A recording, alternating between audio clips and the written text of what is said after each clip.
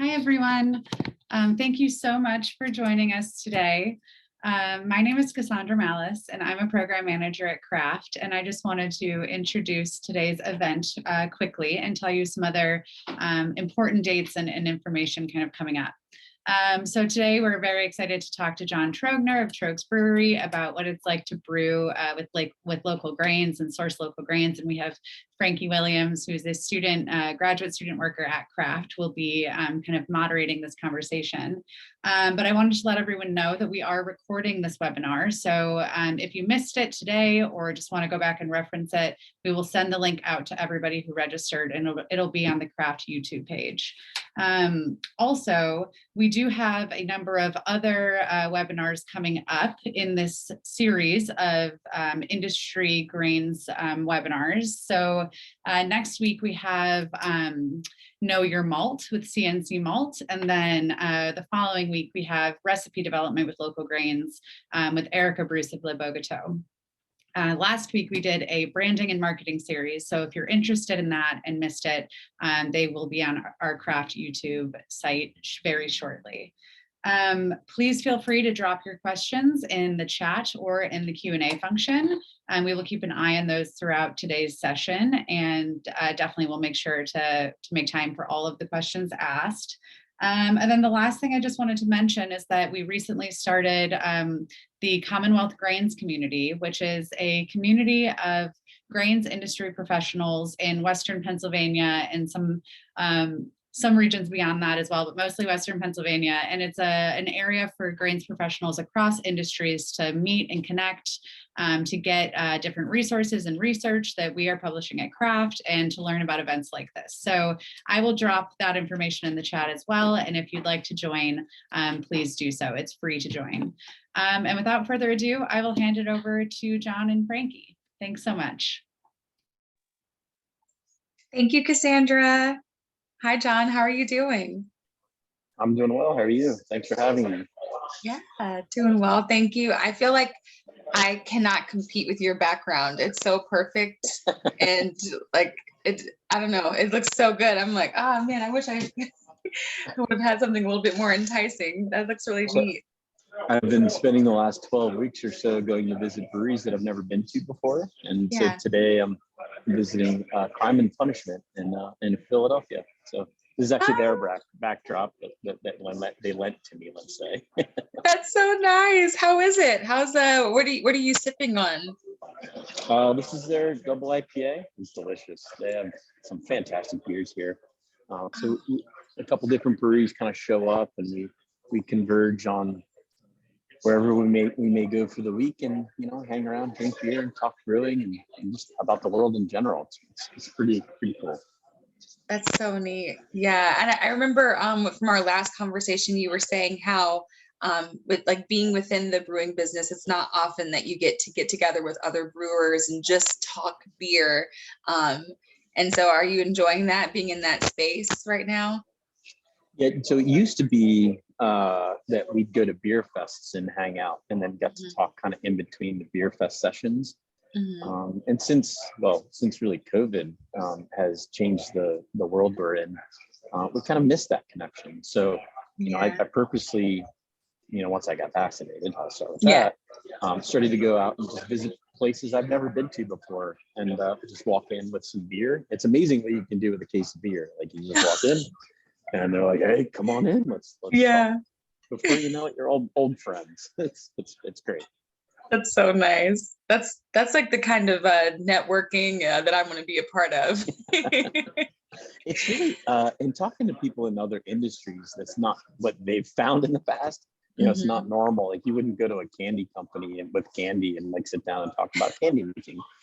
Even chefs don't necessarily get along when they sit down and talk. So like it's super cool. Like, the brewing world is totally different, and the fact that they're so open and willing to just talk about anything, and truly become friends after that. Not always, but sometimes you can meet a lot of great people within the community. That's for sure. Yeah, well, I think that brings me to one of my first questions is, what compelled you and your brother Chris to start pursuing your own brewing company? Like, was it that that convivial spirit of being within a brewery, or was it a particular taste or something? Like, what was, is it Sure. like the culture of it? Like, what got you guys started? We really had no idea what the culture was. So this tip goes back to the early 90s. Chris and I obviously grew up together.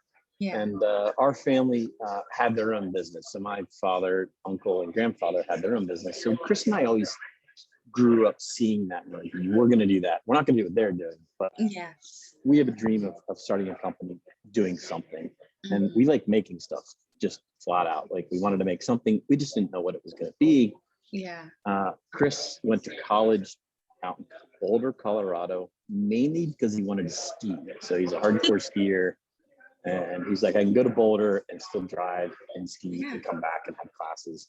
And so he saw, this was in the 90s again, small breweries starting to pop up and do more of a restaurant brewery thing. I was in Philadelphia studying finance at the time, which didn't really fit my personality, and did an internship in a high rise in a suit and tie in a cubicle. And that definitely doesn't suit my personality. So on the first floor of that building was Dock Street Brewing Company. So that was the first time I had beer other than yellow fizzy beer. So I didn't know what it was. It was a different color, it was different texture, different flavor.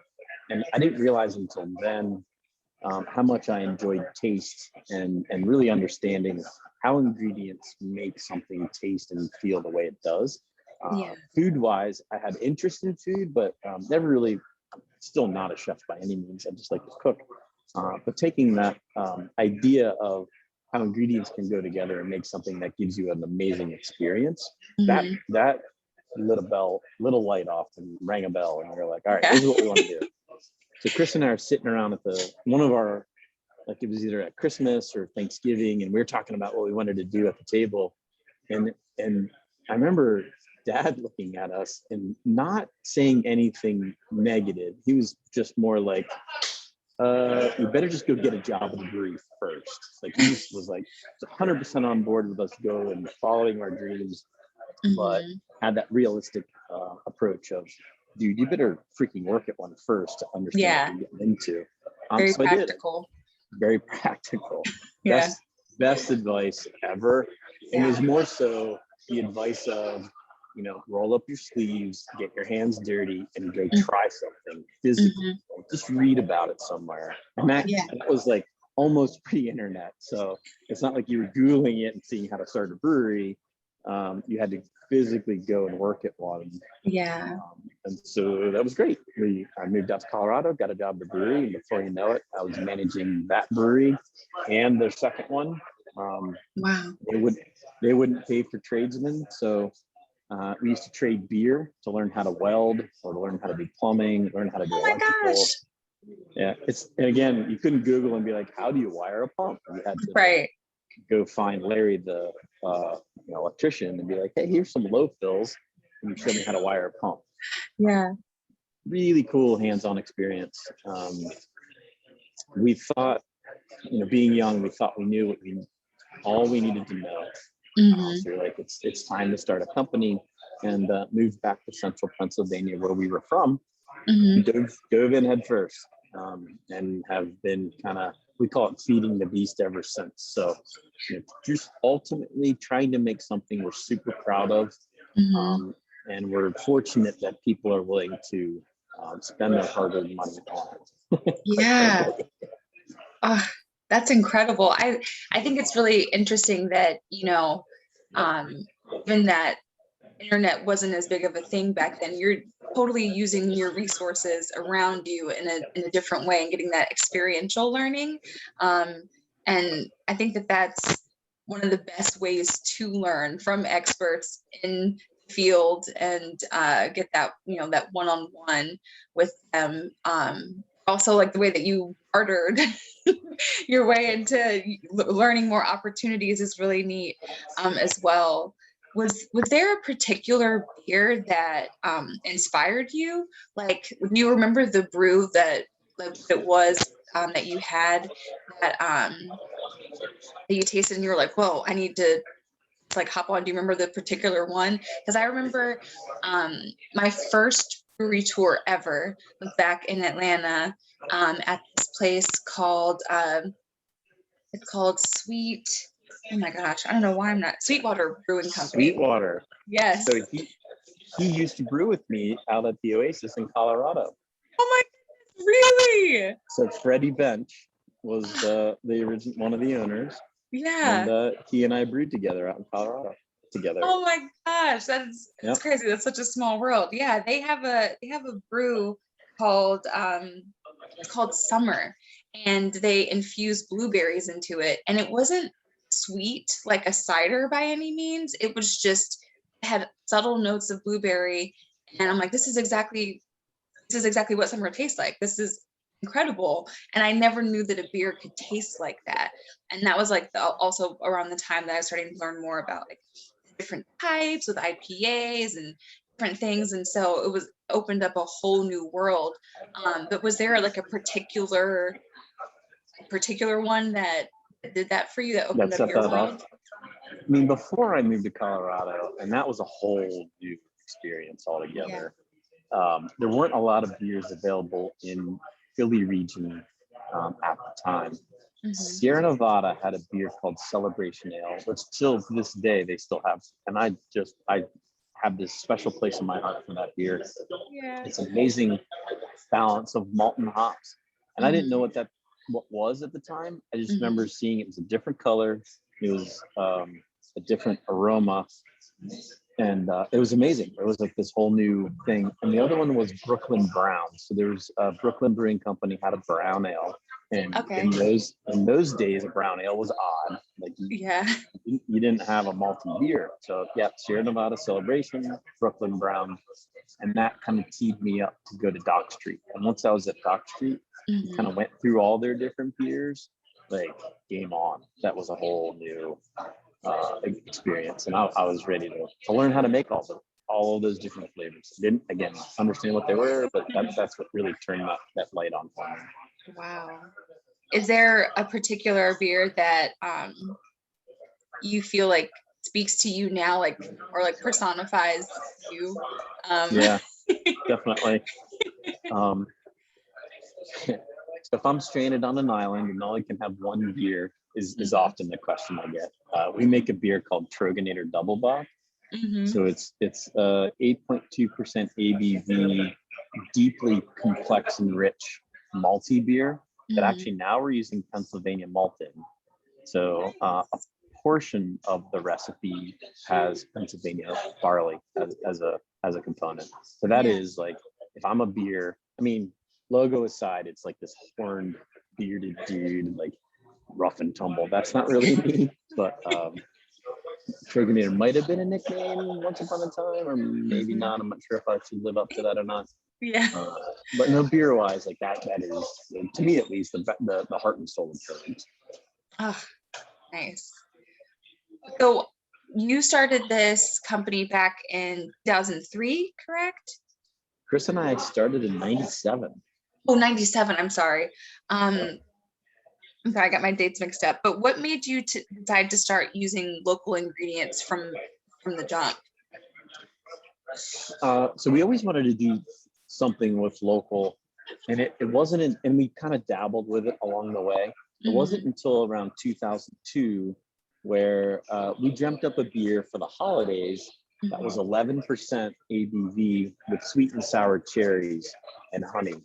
And it was that honey component that we found actually through a local homebrew shop, a local apiary that could supply us with the honey for Mad Elf.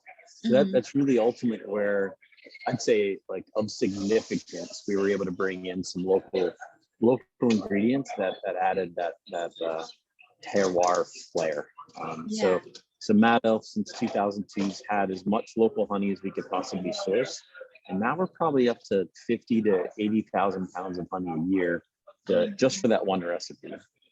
Wow. It's a lot of bees. Yeah, a lot of hardworking bees. Right. So what do you find is the biggest obstacle when it comes to sourcing local ingredients, regional ingredients?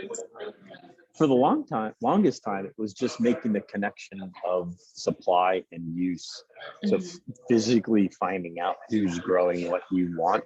But then it's in brew making, unless you're making what's called a wild beer, where you can kind of let what's growing on the fruit, for instance, take its course flavor-wise. Yeah. It's very challenging to take, let's say, nectarines from a tree and get it into a beer with controllable outcomes.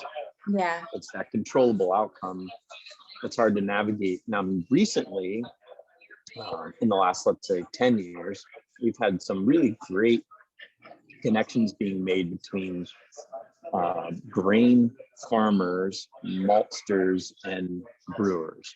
And that's just more of a recent, well, I say recent, more of a recent thing where we can grow phenomenal grains in Pennsylvania. We have some really good, unique maltsters that then can take to make sure the barley's first food safe or brewing safe, and then malt it into something that we can use. So that's ultimately, like, those steps had to happen first, get those infrastructure components in place, and then we can start getting creative with how that makes unique and interesting flavors in beer. Gotcha. So if you could give any advice to a brewery that was looking to source local or regional ingredients, what would you tell them? I mean, I do think it's super important to embrace Pennsylvania agriculture however we possibly can. So the biggest challenge, quite frankly, is always the price of it. It's more expensive to use a small batch ingredient than it is, homogenized large batch manufactured product in general. Yeah. So, recognizing that and being okay with it, and being okay with, getting back to the community with, a little more than you used to, is always the biggest hurdle. I literally just had that conversation with a couple of brewers 15 minutes before we got on the call. Yeah. Where they see the value in it, but don't necessarily they didn't realize how much they can impact on the positive side, Pennsylvania agriculture by just doing a couple batches here and there. But as a group, it adds up pretty quick. But then from there, it's really not that much different than using any ingredient, where you have to get to know it, you have to understand it, you have to understand that I'm a geek, so I like geek out on all the specs behind it. So I want to know protein content, I want to know beta glucans, I want to know conversion, alpha, amylase, beta amylase, all the geeky side behind grains. So once you go down the brewing path, there's a lot of stats that you can get from the industry experts that will tell you how strong your grain is, so on and so forth. But ultimately, all it comes down to is how it tastes. So just get to know it. You taste it. You can steep it in hot water and taste the liquid that comes from it. And that's really all it is get to know your ingredients. And I think you can say that on really any level, not just brewing. It goes from cooking to distilling. What you end up with beer wise in our case is really determined by the ingredients you start with and the steps that you take to get it to beer. And as long as you don't mess it up, quite frankly, really great grains always taste good in the end. Very nice. Can you describe the process of brewing local, from barley to bottle? Sure. So, I mean, starting in the field, the farmer, in our case, let's say, works with a maltster. So the farmer grows it to the specifications that the maltster needs to make sure it's food safe and to make sure that they can malt it. So they'll bring in the barley, they'll store it for a certain amount of time, and when it's time to malt, they'll hit it with hot water. It starts to germinate, and they'll germinate either in a drum or on a floor. That germination process is really the grain starting to sprout and grow. And then eventually, once it's to a certain point, they kiln it or toast it. Just think of it like toasting toast. The longer you add heat, the darker the color and flavor of the malt. gets. Yeah. So what that does is it preps the malt, let's say, for us to brew with it. So they'll clean the malt, they'll size it for us, and they'll send it to us ready to brew with. We'll take it in, depending on the recipe, mix together different kilning components or roasted components. We'll take the barley, we'll crack it, exposing the husk and opening up the inside of the barley. And we add hot water and cook it. We cook it for an hour or two. That cooking process awakens different enzymes in the malt that turns the starch to sugar. We'll then send that to another tank that has screens in the bottom that holds all the husks up, allow the sweet liquid we call wort to pass through. You boil the wort, you add hops, you chill it, you add yeast, and you have beer. Very simplified. Wow. That just made me curious. Obviously you have your own establishment and everything. Do you homebrew at all on the side, like for any like creative projects, or if you're trying to pilot something out? So we, no. I've learned a long time ago to kind of separate those worlds. Gotcha. So being 25 years in, like there's certain separation of tasks. And actually I can do it better at work. So at work, we have our main production system, our, let's say, pilot system, and then we have even a smaller one that's the lab system. So, and it doesn't matter if it's sourced from international company, a regional company, or small local ingredient. It's really still all the same steps to learn that whatever you're using. So we use our quote unquote lab system or our small system that has the same technology as the largest one to take it through its paces, let's say, to make the best beer to represent what that ingredient tastes like. So again, it doesn't matter if it's from down the road in Westchester or Canada or Germany. Like we'll take that same barley in, malted barley in, and we'll play around with it until we get to know what its flavors are. So my pilot system is our, let's say, 3-barrel lab system. Gotcha. It's really designed for us to be able to learn constantly off of it. Yeah, learn more about the ingredient and everything. And we actually have a question in the chat that's wondering, how would this process be different, if at all, if you were not sourcing locally? So I guess the barley to bottle process, how would that be different? It's the exact same, quite frankly. It's getting to know the ingredients and how they react within your, in our case, brewing system. And it's just, and there's ultimately, there are flavor differences in getting local, because you do bring in that local terroir or local flavor, but from a, let's say, processing stuff.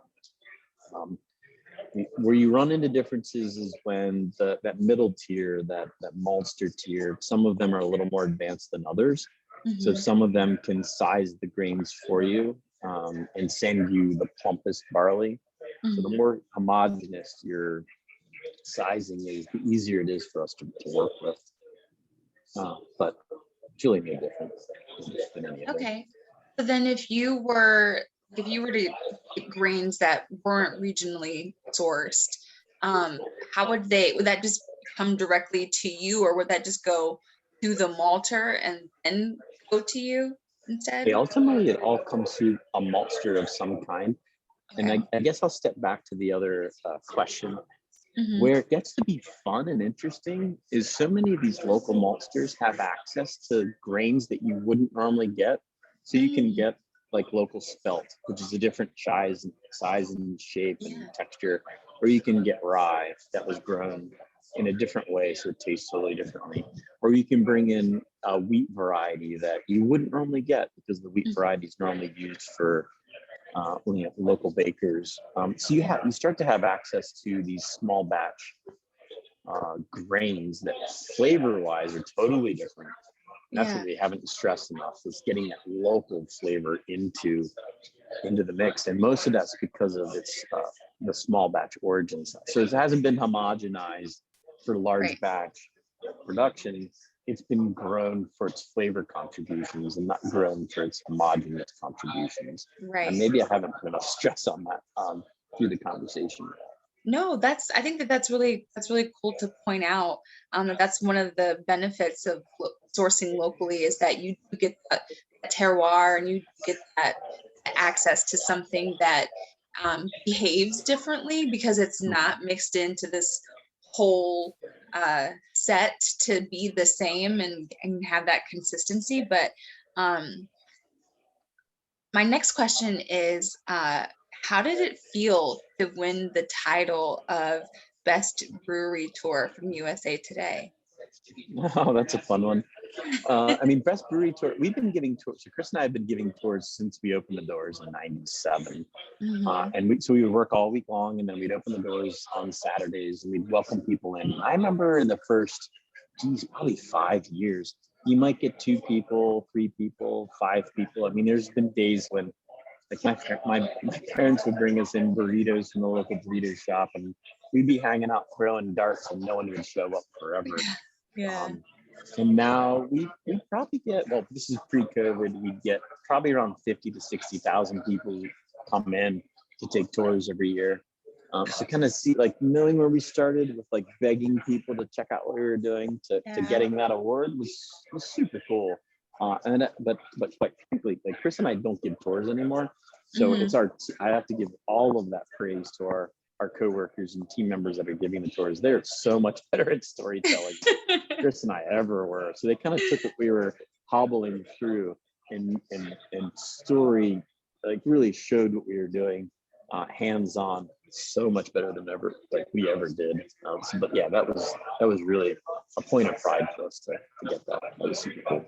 That's so neat. What do you think it is that sets your tours apart from everyone else's? Like, what is Tröegs way? Tröegs way. I don't know what sets us apart, because I really haven't taken a lot of other tours, really, quite frankly. So what we try to do is we try to get people to understand how we brew beer, but also who we are.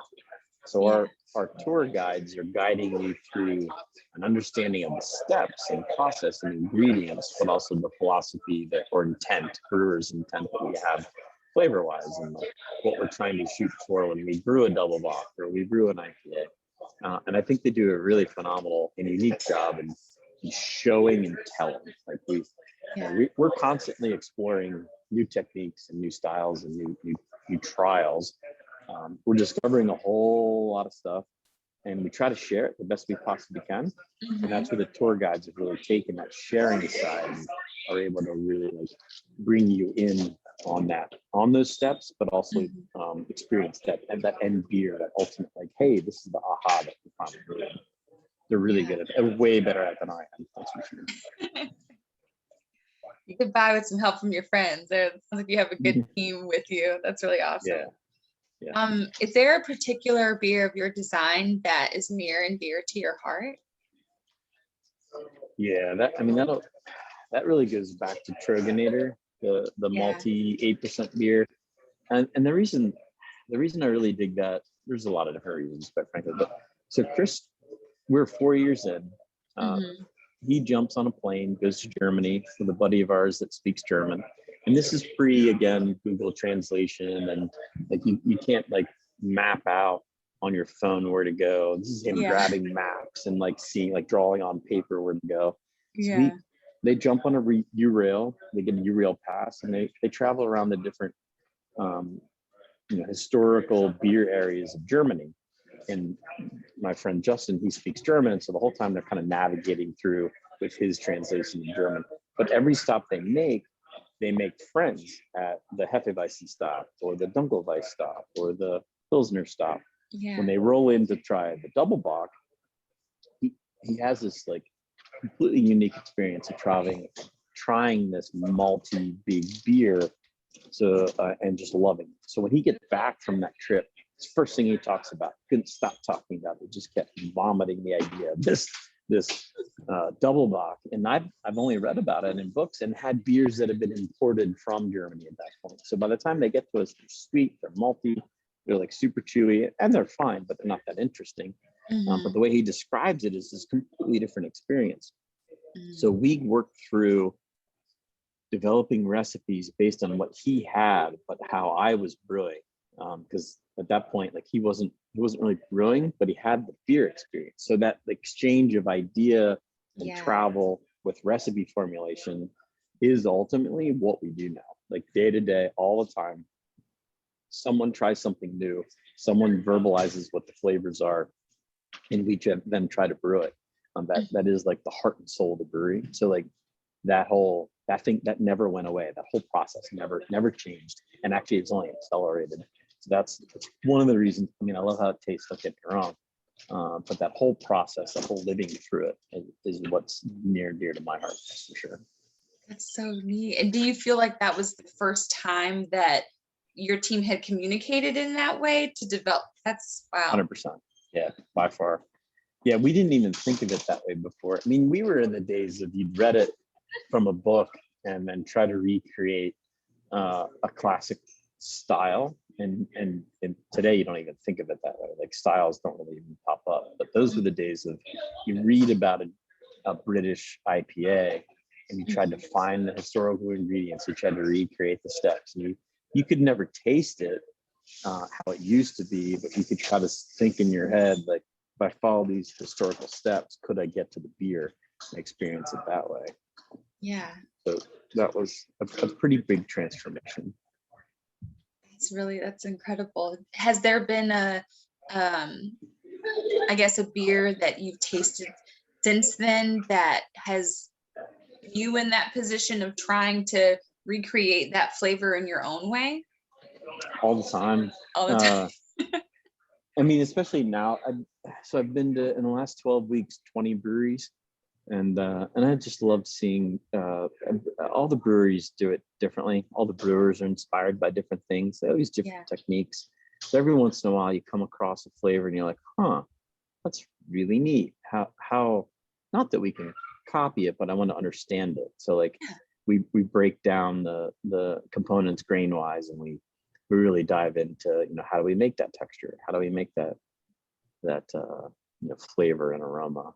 And kind of dive into it, but nothing like the Ondex double box. So if you take what Chris did and we developed Trogner, I then went to Germany as well and went specifically to that brewery, and he's like, holy crap, this is really amazing. So we never really have recreated that. Just maybe the idea of coming up with an idea in your head. So you drink the recipe in your head and then you develop it through, we'd say, recipe development. So experimenting with ingredients and technique to come up with the recipe that you have in your head. It's more so from that front, and from taking other experiences from food or from travel, and not necessarily taking someone's like beer inspiration. It's more other inspiration that we turn into beer. Yeah, that's really neat. I think that it's cool to try to play with ingredients and to figure out your own way of interpreting that same ingredient or flavor. And that made me curious, is there something like a regional or local ingredient that you haven't used yet that you'd be excited to use in the future? I'm not sure if we haven't used it, but there are quite a few local grains that we're going to dive into more. It takes a long time for me to feel like I get to know an ingredient.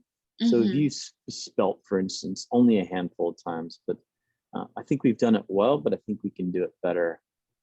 There's some corn, actually, some blue corn that we've tried in the past that I'd love to try and really develop recipes around. And I don't know what I don't know. So like every once in a while, someone comes in with a grain I've never heard of before. Yeah. And then that's the one that we have to kind of figure out. But really, ultimately, it's honing what we can get out of the grains we've already used. Because I do think we're constantly learning, we're constantly sharpening our skills, and we can always find either a more interesting or more flavorful approach to using what we've already used maybe once or twice, but we haven't used 100 times. So the more practice you have with something, the more you get to know it and use it. It takes a while to truly understand it, at least for me, my ingredients. That's just, I guess, my approach. It makes me wonder, because I hadn't tried spelt in different baked goods until this year or last year probably, or maybe I had tried it, but not. I didn't know that that's like what spelt tasted like, and to compare it side by side to like to other grains, I find that it imparts a different kind of flavor and texture. And can you pinpoint maybe like what the differences are when you use spelt in beer? Like, does it give it Mhm. a different flavor or a texture or taste? Like, what do you find Yeah, the differences? it does all of that, and actually can really gum up the works if you're not careful. Oh, And I don't know if it has a lot of, I think it's beta glucan in it. It has something in it that makes things a little doughier, a little chewier, and a little more almost like a peanut shell flavor. Not a mm, strong one by any means, just a hint of this yeah, like peanut shell, not like buckwheat by any means. right. Um, but it really brings in this nice nuttiness. Hmm. Um, and ultimately, I like it in beer for mouthfeel and texture. So you can Hmm. bring a soft um, doughiness. It's kind of a weird way to say it, but it is. It's a soft doughiness that Yeah. supports other flavors really well. So we did it in a dark lager, so it kind of held up these malty, almost chocolate flavors, coupled with a hop that we brought through. I have almost a lemon zing to it, and I think the Mm, spelt was there as a supporting character to bring those two things together, like a where carrier grain. almost like a carrier. Yeah, totally. Which you can get with oats, and you can get with some other grains as well. So it's not like the only one that can do that, but Yeah, it's definitely unique in its own right. There's no doubt about that. that's really neat. Um, we also have a question in the chat that says, do you market the fact that you use local grains and malt? And if so, is this something you've noticed your customers are interested in? We do try to talk about the use of local grains as much as possible. One, just because we're proud of it, and we want people to know that we're using ingredients from our backyard. Um, it's not real clear if that's attracting a different customer, and I know that's overall, if you talk to marketers in general, they say local and using things in your backyard is a selling point. But I'm not I'm not real confident that there's a huge difference between someone that's into us making beer and into us making beer with something local. I don't know, because we're already making something. Like we're already Mhm. the person that's making the beer. I do know there's a sliver of people that are uber interested in local ingredients in general. Mhm. So I can speculate that there probably is a subset of people that are into it, but it's almost like I think our responsibility, if we're making things, we should be making things from our community. So I don't Mhm. know if it's already self-calculating for that Yeah. or not, but in I don't know. It's just the way we roll is we try to use as many local ingredients as possible, usually in the restaurant side, because there's a lot more opportunities for us on the restaurant side to use the local, not as much in the brewing. And the brewing's more from a scale. Like when we say we want to buy whatever 100,000 pounds of grain, some of the suppliers bulk a little bit. They're like, "Oh, that's great. I'd love to sell that much, but oh, that's a lot of barley." So they kind of have to plan for it. So Yeah. there's a more opportunity on the restaurant side than on the brewery. Yeah. And Tröegs Scratch Kitchen is the restaurant. And so can you describe what that process of menu planning is like with using local ingredients? Sure. So we call it a snack bar, and it's a snack bar that makes house cured charcuterie, duck confit, and fermented vegetables to have with house made sausages and so on and so Mhm. forth. So like we really kind of geek out on the food side of it, on Yeah. all aspects. We're beer geeks first and foremost, and we really travel the different spectrums of different beer styles and different beer tastes. At the same time, we wanted something not pretentious and Mhm. super fun to have next to the beer.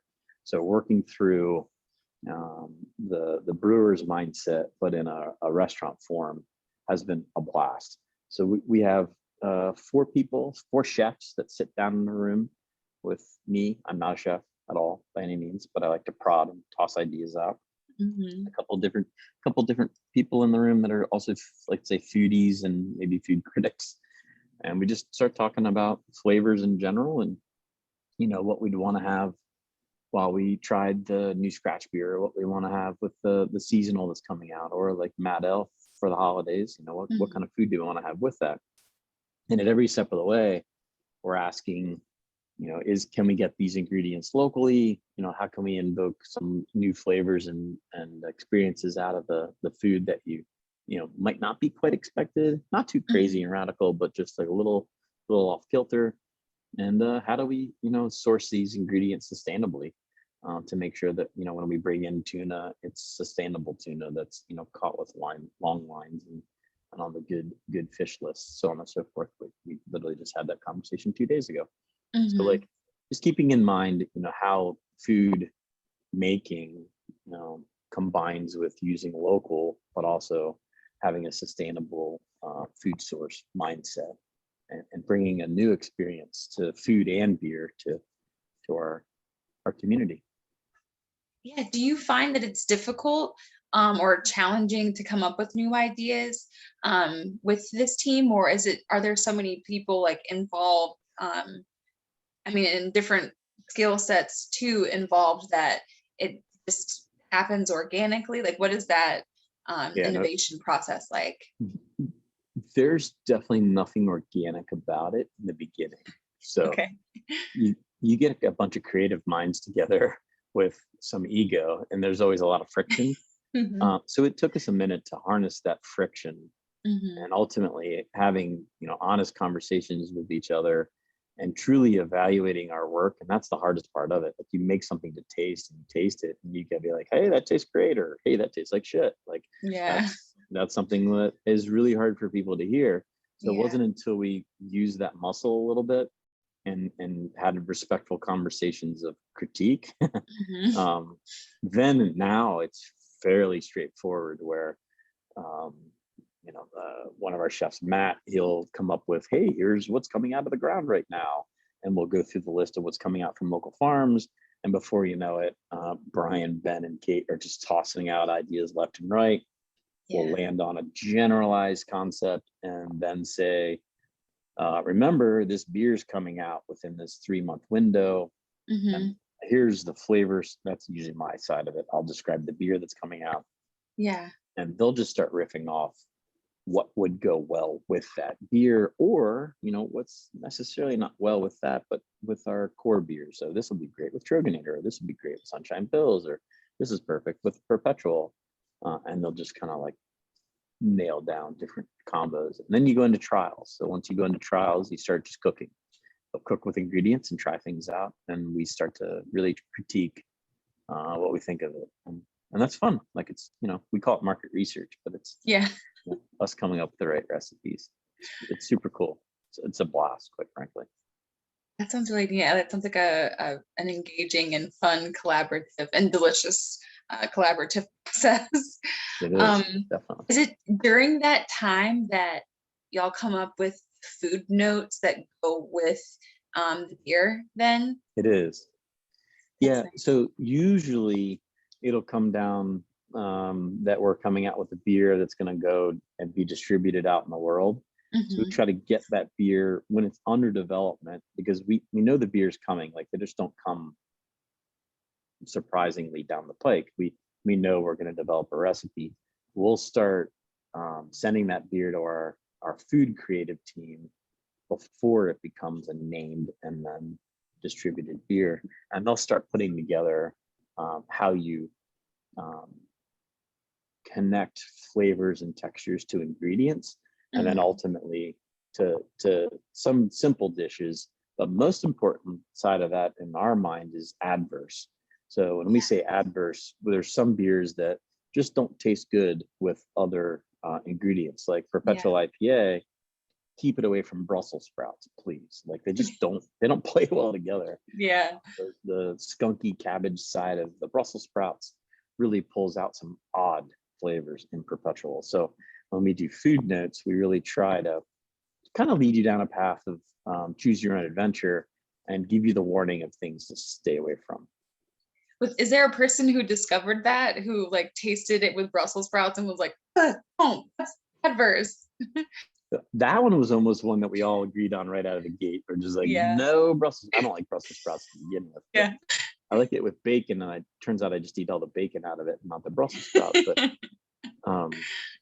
and that is the hard part. Like, you know, when you're around beer all the time and around food all the time, you imagine what works and what doesn't work, but ultimately it's not until you actually taste it can you find the true complements, true contrasting flavors that still taste good, but also find those landmines of adverse flavors. Yeah, that's really neat. I hadn't seen that that attributed to a beer before, because I know that's common to find that in wine, but it's nice to have that to be able to kind of do food pairings and things like that to make sure that it's a positive and delicious experience for everyone. Yeah, that was born from, we used to do, this is pre-pandemic, a lot of beer and food events. So we'd work with chefs at different restaurants, and they'd take the beer and they'd make food items to pair with it. Yeah. And for the longest time, there's a disconnect between the timeline of when they get the beer and when they come up with their menu. So then, because you don't get the beer until right before you're cooking, and by then it's too late. You've already said what the menu was. Yeah. So we preemptively, one, we started setting a beer a lot earlier to try. But two, that's where these guidelines came in, that we were like, here's where we see the positive flavors, but here's our warning, like stay away from flavors. So you can't tell a chef what to do. You can just kind of just give them the playground to play in. Yeah. And then they can just go wild with their dreams and tastes and their own point of view. So we were ultimately just like, let's keep them away from these flavors on the adverse side, and they can do whatever they want after that. Just keep them away from Brussels sprouts and perpetual, and we're good. We're good. Yeah. So that's how that was born, and that's maybe why it was a little different than most, because we wanted to make sure that the chefs were down the right, at least on the right highway. Maybe on not the exact path, but in the right direction. That's so neat. I love that came up. Yeah, those were, let's see, I think those were the questions, all the questions that I had. Is there any news that you'd like to share with the community here about anything, upcoming events or beers that are coming out that you're excited about? Oh, geez. There's always new stuff coming out. I mean, we just celebrated our 24th anniversary yesterday, which I really didn't think much of. Like, I don't really celebrate birthdays. Maybe it's just me. I don't like necessarily getting old, but like, I didn't think about it until I'm hanging out with other brewers, and I'm like, holy crap, 24! Like, that's pretty amazing. So maybe that's the thing to share is that we do have some beers coming out that we're not quite ready to announce yet. So maybe stay tuned to our social feed and look for more beers with local ingredients. We're hoping to increase from our side, but also as I'm traveling around and visiting breweries, I've been really trying to preach local barley and local wheat and trying to just get them to consider, once or twice a year, trying a recipe or two and giving that back to the community and seeing that that's what that is. And I get it's more expensive. I get it's more variable in flavor, but kind of getting them to embrace it and be, a steward to using local ingredients. The more of us that can do it, the better, that's for sure. Yeah. Thank you for spreading that good news. That's always helpful, and for giving back to the community in that way. That's really nice. Hi, Cassandra. Hi, thank you both so much for this incredible conversation. It was really just wonderful to hear your insight, John, and how much Tröegs has grown and how much you all support the local grains industry here in our state. And yeah, thank you so much for sharing with us today.